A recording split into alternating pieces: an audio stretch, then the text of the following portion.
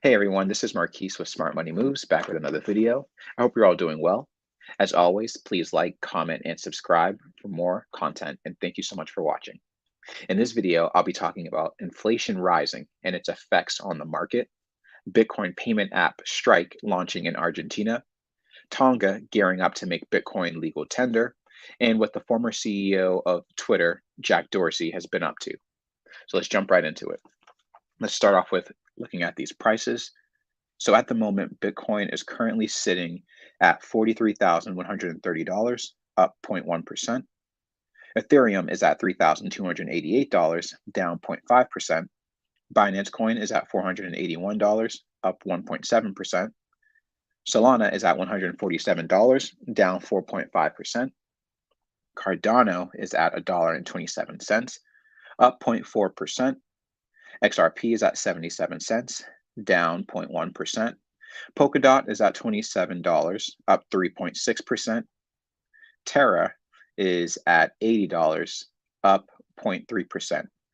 So it's funny, Terra just edged out Dogecoin as the number 10 coin because I was looking at this earlier. And Dogecoin, I'll say Dogecoin anyways. Dogecoin is at 19 cents and it's up staggering 18%. So people that are holding Dogecoin right now, they're enjoying that being up. But when I was looking at this earlier today, Dogecoin was the top 10 coin, but now Terra is. And for those that don't know, this is all in terms of market cap here on the right hand side. But anyways, Bitcoin is currently again it's at 43,000 and it's up 0.1%. So the market has been the last few days mostly going sideways. Bitcoin has jumped up a bit, but for the most part, when I was looking at Bitcoin's graph, it's mostly going sideways right now. After we got inflation numbers of 7%, which I'm going to talk about in the next slide here, or the next news story, Bitcoin jumped up. Before that, Bitcoin was trending around 41,000, and that was on the low end, and it reached up to 44, but now it's sitting at 43. So I think it's at a decent place right now. We'll see in the next days to come what Bitcoin does and what the market ultimately does, but right now it's mostly trending sideways. So let's jump into the first story here. First article says Bitcoin shoots to $44,000 as US inflation hits 7% in December. So we got inflation numbers for the month of December, which is at an all-time high of 7%, which is the highest it's been in the last 4 decades. So the month prior, we had inflation numbers of 6.5%, but now it's at 7%. So inflation continues to rise up and the market reacted to it. It says the United States Consumer Price Index data shows that inflation hit 7% in December of 2021, climbing 0.5% month over month. The price of Bitcoin reached nearly 44,000 upon the news. So like I said, once we got inflation numbers, Bitcoin did shoot up a bit, so people started to put more money back into the market and started buying. It says Bitcoin was volatile prior to the announcement, fluctuating by over 2,000 from lows of 41,000 to 43,000 on Wednesday. Upon release of the figures, the price continued its upward climb, touching 44,000. And as we just saw, Bitcoin is now sitting around 43,000.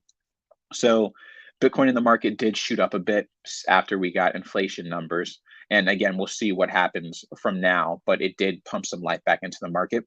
I think that people are starting to realize again that inflation isn't going anywhere anytime soon, it appears, as the government continues to just print more money. And as inflation continues to rise, we need to hedge ourselves against it. We need to put our money in assets that will, at the very least, beat inflation. So have to at least give you a return of 7%. So people started to put money back into the market, and we saw Bitcoin react because of it. And I will say that in this financial system that the government has built for us, savers are losers. And I don't say that to offend anyone, but it's a fact that when you save your money, you're losing. You're losing at least 7% of it because of inflation.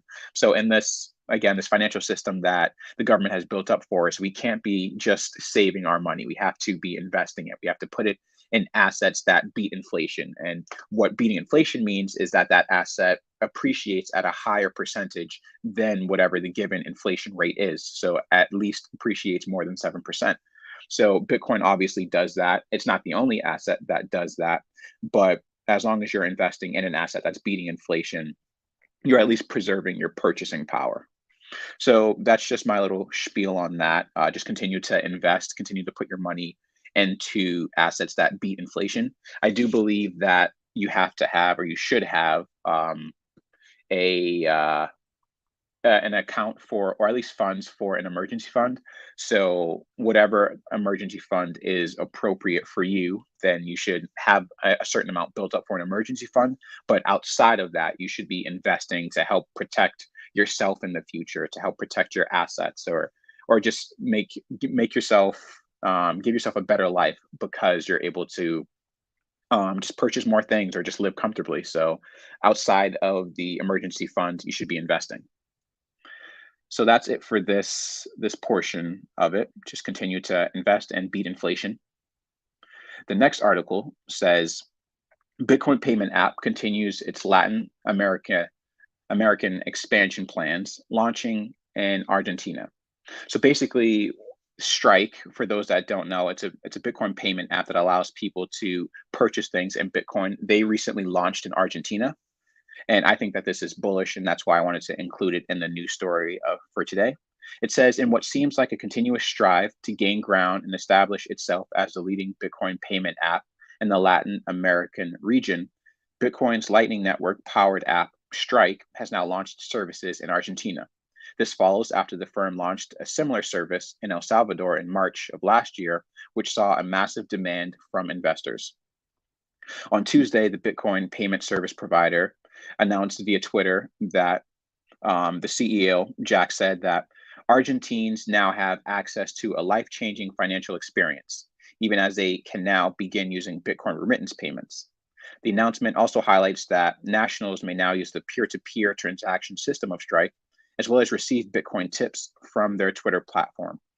So again, this is bullish because it's giving people around the world access to financial experiences that we have that they might not have. So we're able to use banks to send money, or use banks to store our wealth, or even to pay others, different things like that. But in other countries, a lot of people don't even have bank accounts, and the way they have to pay for things, or even pay their peers, it costs them a lot of money to just perform these transactions that we're able to do.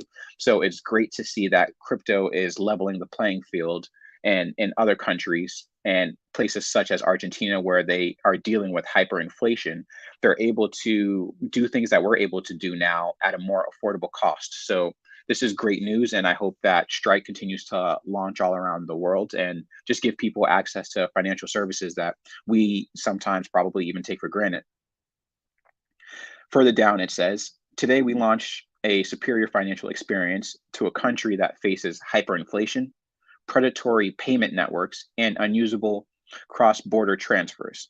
Today we use the world's open monetary network, Bitcoin, to give hope to the people of Argentina. So again, this is great news, and I'm happy for the people of Argentina. I hope that they start to use this payment system, and that it really helps and benefits their lives. Further down, it says, could Strike just be starting to scratch the surface? Interestingly, Argentina only happens to be the first nation in a series of many other targets that Strike has for 2022.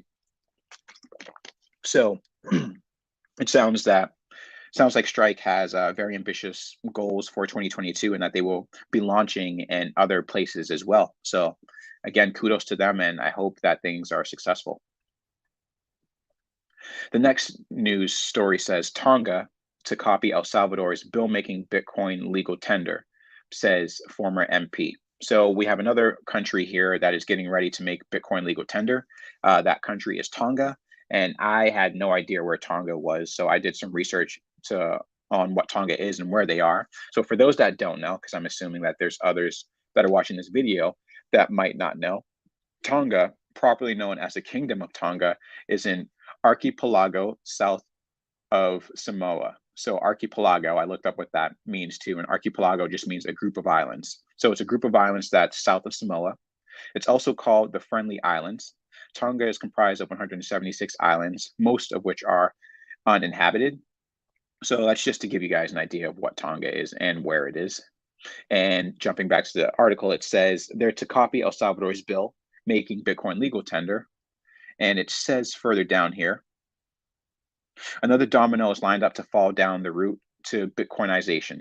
On Wednesday, a former lawmaker of the Pacific Island nation of Tonga shared a play-by-play approach to adopting Bitcoin as legal tender.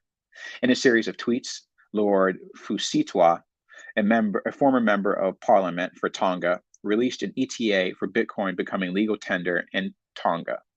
Copying El Salvador's playbook, the move could onboard more than 100,000 Tongans onto the Bitcoin network. So this is bullish as well as we see more integration of Bitcoin and cryptocurrency around the world. In my previous video, I mentioned El Salvador's president, Bukele, his predictions for 2022, and he said that he believed that at least 2 more countries would adopt Bitcoin. And I said that he probably had to be talking with different people around the world, or at least different leaders in other countries, giving them advice and things of that nature on how he established Bitcoin as legal tender. And here we see it now that another country is coming out saying that they hope to soon have Bitcoin as legal tender in their country. So this is super bullish, and you love to see it. Lord Futswa, that's such a great name. Lord Futswa tweeted saying, September and October, the bill goes to Parliament, passed. Sent to number 2 is sent to Palace Office for submission to His Majesty for royal assessment. Then number 3, a month is HM as advised by Privy Council, assents to bill. Number 4 is 2 to 3 weeks, gazetted by government activation date set. And then number 4 also, on activation date, Bitcoin becomes legal tender. So it sounds like later this year they're working towards getting Bitcoin as legal tender in their country. So great for them. Shout out to Tonga. Maybe I'll convince my girlfriend that we'll go there once they start having Bitcoin as legal tender. I'll have to keep you guys updated on how that conversation goes. And lastly, we have Jack Dorsey. For those that don't know, Jack Dorsey is he's the former CEO of Twitter, but he stepped down last year to pursue Bitcoin and basically push Bitcoin's network and adoption further. So the last 2 articles I have here are what he's been doing so far. It reads, Jack Dorsey starts a new fund to provide legal defense to Bitcoin developers. Jack Dorsey, the former CEO of Twitter and prominent Bitcoin bull, has announced another initiative to support Bitcoin developments. Dorsey continues to work on new Bitcoin-related endeavors by launching a new fund to provide legal defense for Bitcoin developers called Bitcoin Legal Defense Fund. Its first activity will be to assist in the ongoing Tulip trading lawsuit. So I thought that this was very, very bullish and very great.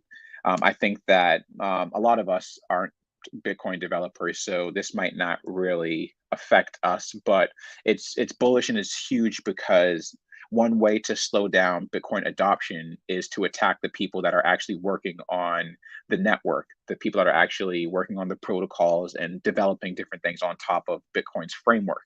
And if you can slow them down from working on it, then you could ultimately, or at least try to slow down Bitcoin's adoption.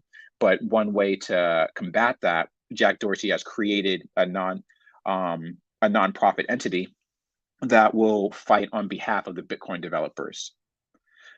Some bullet points down here. It says it's worth noting that the Bitcoin Legal Defense Fund will be completely free and voluntary for developers if they decide to seek assistance.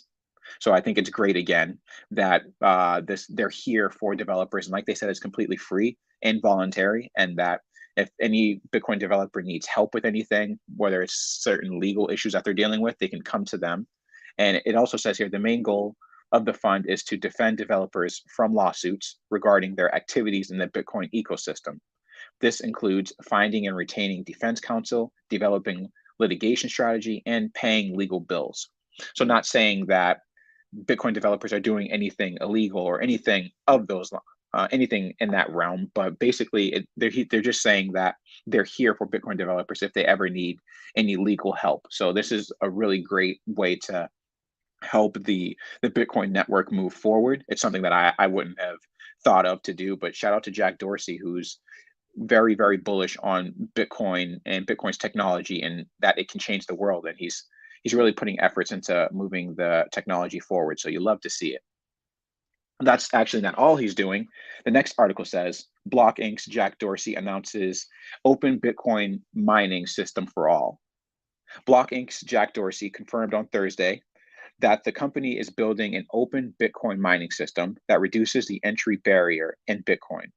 The new open Bitcoin mining system will be open for all, small and new miners, making it easy for users to mine from the comfort of their couch. Currently, with the heavy costs involved with Bitcoin mining hardware, the mining industry is largely concentrated in the hand of big players. So this is bullish as well, and I'm excited to see what comes of this. It sounds like Jack Dorsey is working to make Bitcoin mining more accessible for people.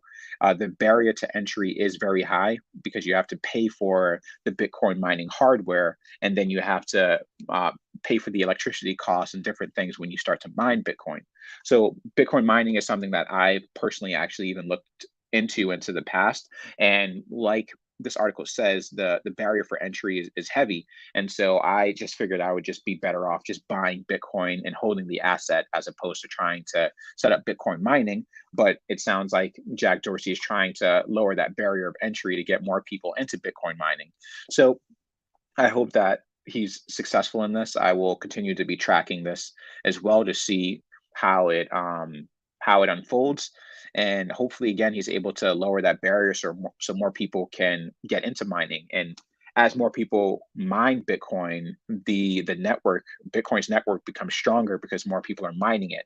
So that just also increases the security of Bitcoin. So shout out to Jack Dorsey. He's doing so much for the space, and my prayers are with him. So that wraps it up for this video. I hope you all enjoyed. I hope I said something that added value. If I did, please leave a like, please leave a comment, please subscribe if you're not already subscribed. And thank you all so much for watching. I'll see you guys in the next one.